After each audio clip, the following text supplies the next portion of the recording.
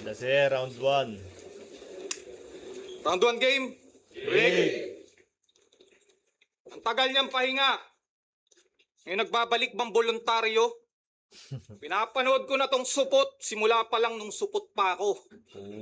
Ngayong ganap, pagkahalimaw sa kada apak sa kwadrado, bawat binubuga, likas, doon lang ata tunog tao. Napanood niyo ba si Tito? Yung nakamaskarang Carlito? Habang si Sayad nagbabar, si Ilaya parang nasa disco.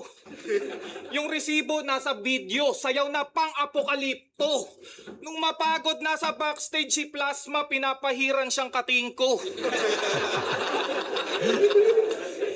Nasa lilim na karit. So, ayan, kung makita niyo dun sa ano niyo sa punto niya yun, parang sinabi nga niya na tito na tong kalaban niya. mo. Tapos ginawa ka pang anino. Imbis mag-isip ng alter, inapakan ng sariling ego.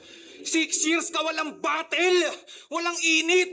Anong kakalkalin diyang info kung wala diyang labang masisili parang bulkan na di aktibo?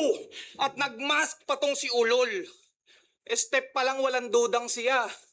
Sayaw na nga lang gagawin eh. Offbeat pa ang putang ina. Di man lamang nahiya.